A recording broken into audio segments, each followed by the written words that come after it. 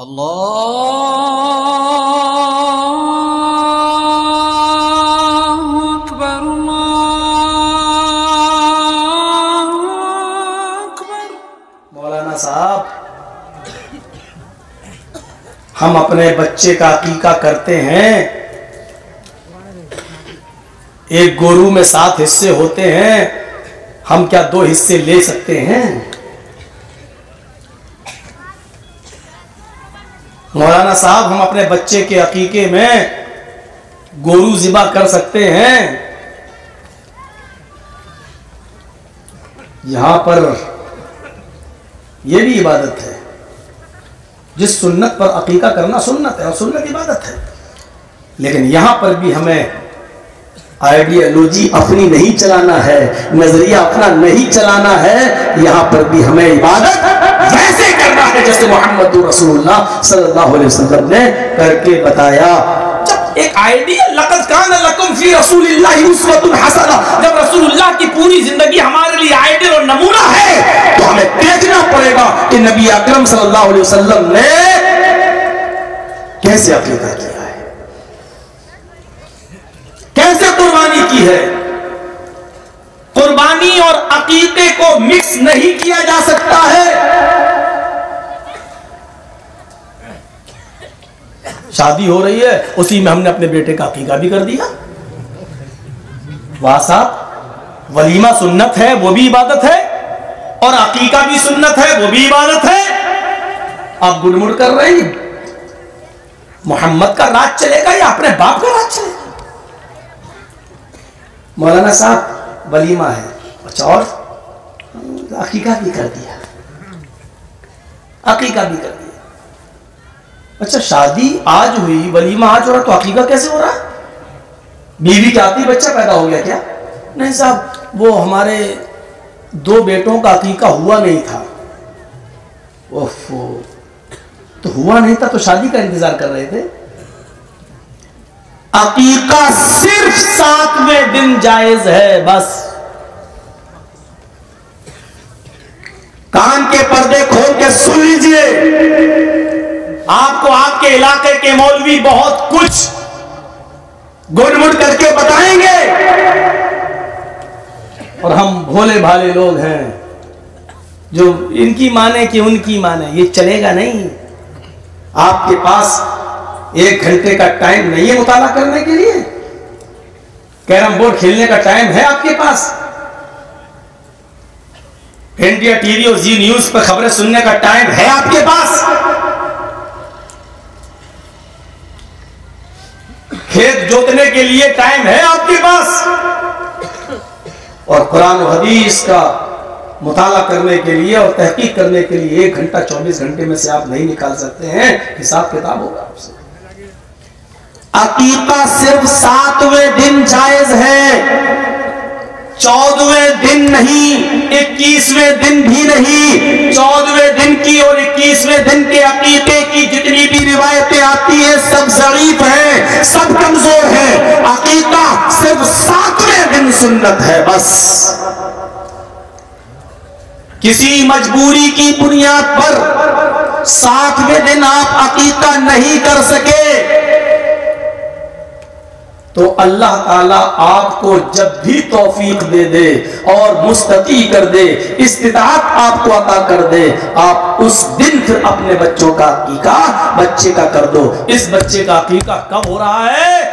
22 साल के बाद जब इसकी शादी हो रही है, उसी शादी में वलीमा हो रहा है, और वलीमे में 1-2 बकरे इसके तरफ से भी काट के अकीका भी कर दिया। ये बाप राज नहीं चलेगा। इस 22 साल की जिंदगी में तुम्हें मौका नहीं मिला अकीका करने का, आज मिल रहा है। और मजबूरी भी कैसी, कौन सी मजबूरी मानी जाएगी? आपके पास लड़के के लिए 2 जानवर, खस्सी, 2 छोटे जानवर, 2 छोटा जानवर, बड़ा तो चलेगा ही नहीं। गाय वाय का अकीका चलेगा नहीं। आप सोचो 2 ऊंट कर दें, नहीं चलेगा। 2 गाय कर दें, नहीं चलेगा। सिर्फ छोटा जानवर चलेगा। 7 का लफ्ज है। अल्लाह के रसूल ने अपने नवासे हसन और हुसैन का जो अकीका किया, साफ लफ्जों में लिखा हुआ है कि आपने 2 मेंढे ज़िबा किए, 2 खस्सी ज़िबा किए, 2 दुम्बे।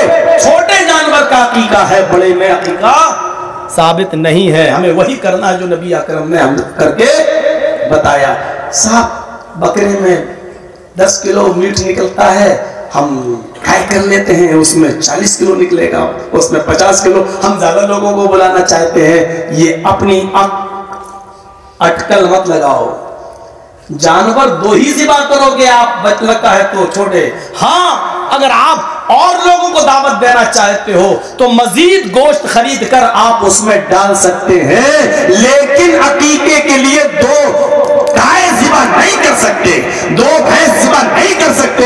अकीका उसमें नहीं होगा। गोश्त मिलाया जा सकता है, लेकिन अकीका आपको 2 छोटे जानवर, 2 बकरे ही करना पड़ेंगे। बकरा बकरी चल जाएगा, 2 बकरी चल जाएगी, 2 बकरे चल जाएंगे, लेकिन 2 गाय, 2 बैल, 2 ऊंट नहीं चलेगा। 1 गाय 1 बकरा नहीं चलेगा। अब मजबूरी देखिए कौन सी है जो छोड़ दी जाएगी।